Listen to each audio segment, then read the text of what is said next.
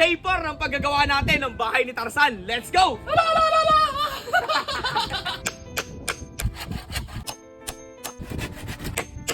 Sinimulan muna namin sa paghakot ng kawayan at pagdadala dito sa palaisdaan ng mga gagamitin natin. At agad na rin namin kinabit yung mga haligi na ilalagay natin para maging matibay itong gagawin nating bahay ni Tarzan. Nagluto rin nga pala kami nitong mga nahuli naming isdang palot. Dito nga pala guys kami manananghalian ngayong araw. What's up mga napadaan lang? Maaga nga guys kaming tinanghali ng gising ngayong araw. Dahil nga guys kahapon natapos na tayo sa paglalagay ng suliras dito sa bahay ni Tarzan ay maglalagay naman guys tayo ng haligi ngayon para mas tumibay ito. Maaga nga guys akong pumunta dito sa may treehouse namin at nakita ko nga pala guys yung tropa natin si Jeric dyan ang hangawil. Kaya dali-dali ko na rin guys muna siyang niyayang magkape habang hindi pa kami nagsisimulang gumawa. At para guys hindi na namin problemahin yung mga uulamin namin mamayang pananghalian ay nagtaan nga pala guys kami kagabi ng mga lambat dito lang sa loob ng lalao. Bala kasi guys namin humuli dito ng mga isdang palo na uulamin namin mamaya at i-adobo namin sa luyang dilaw na mayroong gatanan nyog. Pero bago natin guys simulan itong adventure at paggagawa natin ng treehouse natin ngayong araw ay naanyayahan ko nga pala guys kayong i-like tong video na to kahit isang like lang po. At sa mga gusto guys magpa-shoutout dyan dito sa vlog na to ay mag-comment na rin kayo. I-comment nyo na rin guys dito sa video na to kung mga taga saan kayo kung napanood nyo tong vlog namin. Ang kasama ko nga pala guys tropa ngayong araw ay si Jeric, si Balong, si Miguel, si Tupeng at si Angelo. At eto nga pala guys natapos na rin kami sa pagpandaw ng mga lambat na kinana namin kagabi.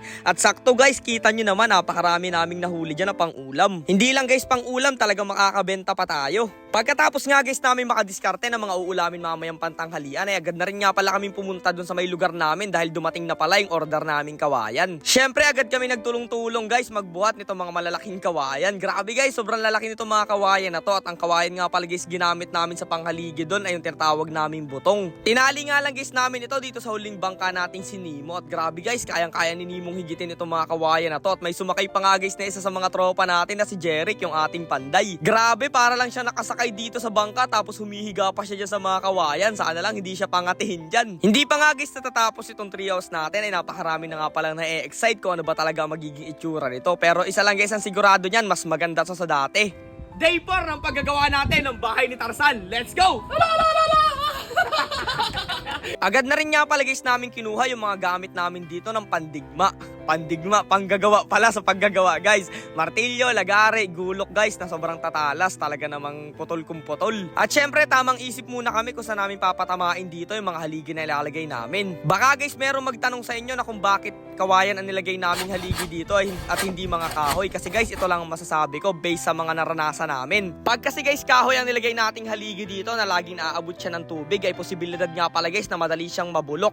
Pinapasukan kasi guys siya o kinakain ng mga tinatawag namin tambilok guys at mga bruma yung kumakain guys ng mga kahoy. Kaya nga guys na nasubukan namin ay mas ma-effective ta talaga at mas matibay talaga ipantukod itong mga kawayan. Hindi nga pala guys pinapasok yan ng mga tambilok at dinidikitan nga lang pala guys ng mga talabayan kaya napakatibay niya. Kaya dalawang purpose yun guys. Meron na tayong haligi, syempre meron pa tayong mapupudtrip na talaba pag meron dumikit dyan.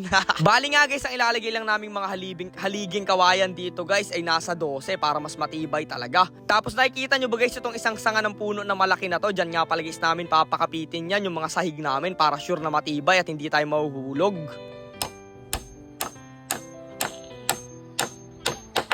Saktong-sakto naman guys itong panahon na binigay sa atin ni Lord. Napakainit guys at talagang sobrang gandang tingnan itong paligid dito sa lugar namin. Hindi nga lang pala guys mga haligi ang magpapatibay dito. Lalagyan nga pala namin ng mga haligi rin yan dito sa taas na nakadikit dyan sa mga sanga na malalaking puno na yan para hindi guys umuuga. Tapos dadamihan din guys natin ng brace para safe talaga tayo dito. Malaki nga guys itong treehouse na ginawa namin ngayon at ito nga pala ay merong isang parang terrace guys na pa letter L para solid talagang mamasyal at magtambay dito. Hindi ko guys masyadong may paliwanag sa iyo yung mga mangyayari o mga gagawin pa namin dito sa treehouse pero makakaasa kayo guys nagagandahan talaga namin to kaya mag-abang lang kayo sa mga video namin. Eto na nga pala guys yung mga isdang palo na nahuli natin kanina dun sa mga lambat. Niluto nga lang pala guys namin yan ng ginataan at nilagyan namin ng luyan dilaw. Grabe guys sobrang solid niyan at napakasarap niyan. Shoutout guys sa mga nakatikim o nakaranas ng mag-ulam niyan. Paniguradong nasasarapan din kayo pag ganito ang ulam nyo pag nasa probinsya kayo. Kaya guys samahan nyo muna kaming pumudrip at magtanghalian. Ay guys kain tayo! Let's go! Woo! Sandok. Taba ni Rioting ni. Ano? Tingnan naman oh. Kuha kayo oh. Grabe ka taba oh. Yan. Kain. Pagkatay agad yung ulo. Ayun oh, ang laki. Oo, sarap. Ayun oh. Quality! Ayos, food trip tayo guys.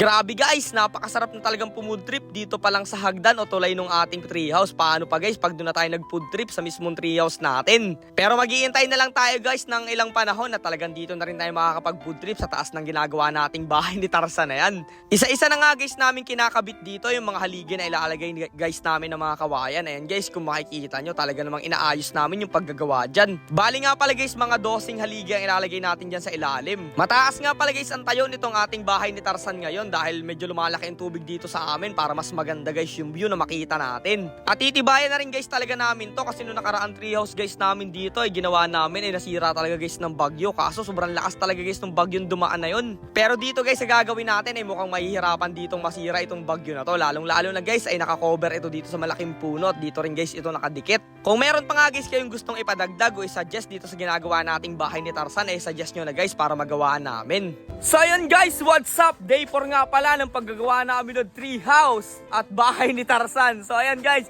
natapos na kami dun sa mga haligi na nandiyan sa ilalim. So bali 12 haligi nga pala guys ang nilagay namin dito. Ayan o, 12 haligi yan guys. Tapos na rin kami sa mga soliras. Ayan guys, so sobrang solid nito. Abangan nyo guys yung mga susunod pang update dito sa bahay ni Tarzan na ginagawa natin. So ayan guys, let's go, kita-kits ulit tayo.